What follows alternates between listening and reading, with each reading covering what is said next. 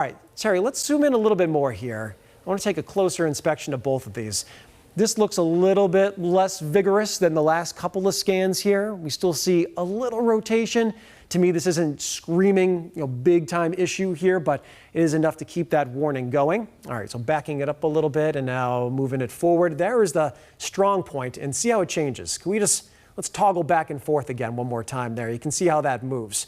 So back here, all right, and then right there, right around Brookfield Center, we had a pretty good looking bit of rotation at that point.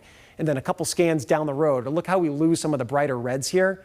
So we've lost a little bit of that outbound wind that's wrapping around into the storm. That's actually inbound wind, I should say. That's the inflow of the storm. This is that colder downdraft that's coming down along the other side.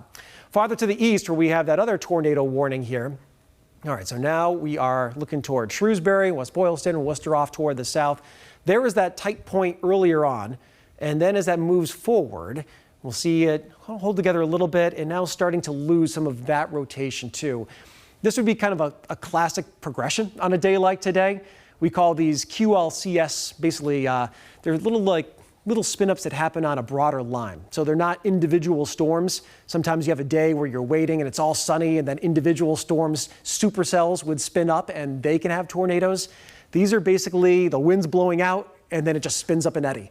And they're quick. They don't last for very long. They only last for a little bit of time and then they move on. And that looks to be how this particular cell has gone. This looks much better in terms of not worrying about a tornado in Worcester at this point on that one scan. Really lost it as it moved over the city. So hopefully that is some good news.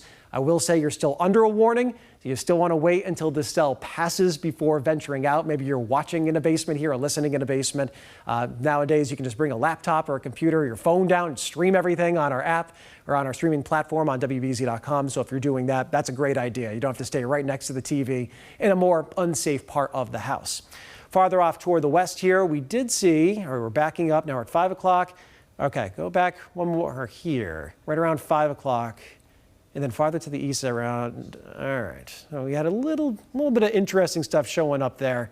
Again, we haven't had any confirmation just yet. So right now we know that there have been warnings. If you're just kind of joining in on the coverage, we know the Weather Service saw these spin-ups. They were evident on a radar, definitely worthy of warnings on them.